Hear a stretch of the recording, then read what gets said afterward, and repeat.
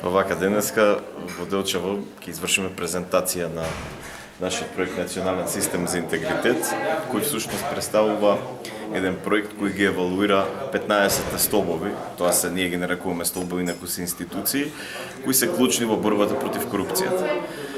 На еден комбиниран начин, тие се измерени во поглед на нивната работа, ресурси, правото, практиката и така натаму.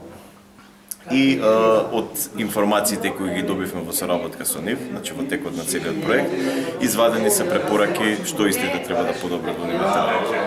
Кој го спроведува проектот, колку време трае и што очекувате после за неговото завршување како крајен резултат? Па проектот е веќе спроведен, значи тој е завршен, спонзориран е, како што можете да видите, од Европската унија и Швајцарската амбасада и во еден пообемен документ со истиот наслов Национален систем за интегритет направена е точна анализа во која овие работи кои сега ви ги кажав се презентирани таму со сите препораки, насоки, начин на евалуација и така натаму.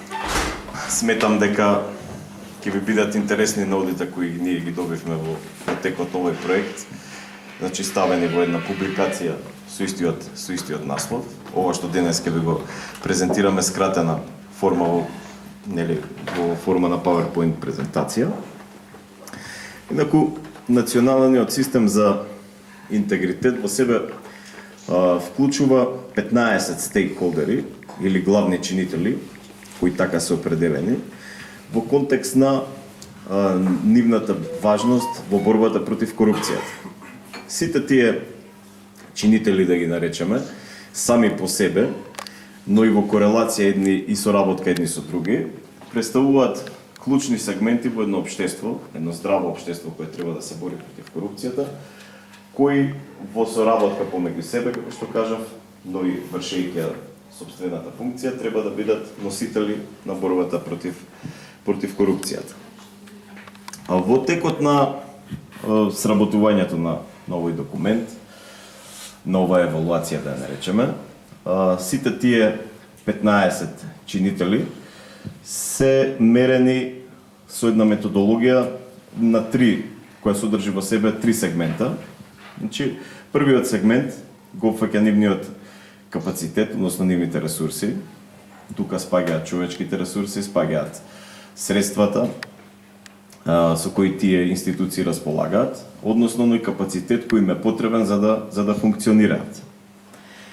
Вториот сегмент на нивната оценка е правната рамка во која тие работат, нивната практика и пред се со акцент на нивната транспарентност, колку се тие транспарентни и отворени према јавноста во поглед во делот на нивната работа. И третиот сегмент кој е ценет е нивната улога во ланецот на борба против корупцијата. Знаеме дека иако сите тие 15 чинители се многу битни, сепак некои од нив имаат, да речам, по-битна улога во борбата против корупцијата, а другите на нивниот левел на градуација за борбата против корупција се наоѓаат на малку пониско ниво. Секакво ценети од аспект на нивната улога во борбата против корупција, водечки се јавното обвинителство и судството кои всушност треба да ја гонат и да носат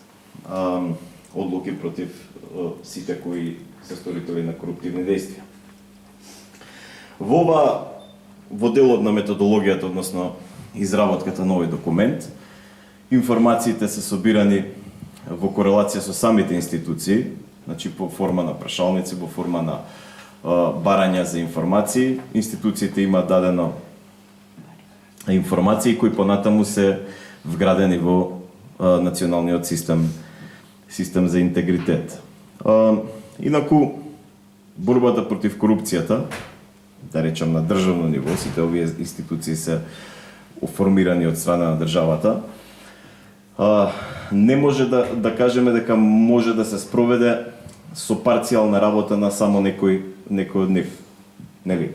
Тие својата главна функција во борбата против корупцијата можат да остварат само во соработка едни со други. Секако ако го земеме оној судски систем, например, за да дојде до пресуда, претходно треба да има истрага, нели, да се соберат информации од страна на Министерството за внатрешни работи, обвинителството треба да поднесе обвинителен акт или предлог, судот треба да донесе одлука и тоа е фактички финалната фаза на оваа борба. Меѓутоа во кохезија или во корелација сите овие институции имаат битна улога во борбата против корупцијата. Сега, самиот наслов, Национален систем за интегритет, во себе го содржи клучниот збор кога е во прашање борбата против корупцијата. Тоа е интегритетот. Некаде во теоријата се споменува интегритетот од аспект на индивидуи и интегритетот од аспект на институции. Секако, нели овој вториот интегритет, односно институционалниот интегритет, сам по себе не можеме да кажеме дека реално постои, бидејќи интегритетот на институцијата е силна, оноку колку што е силен интегритетот на луѓето кои што ја составуваат оваа институција.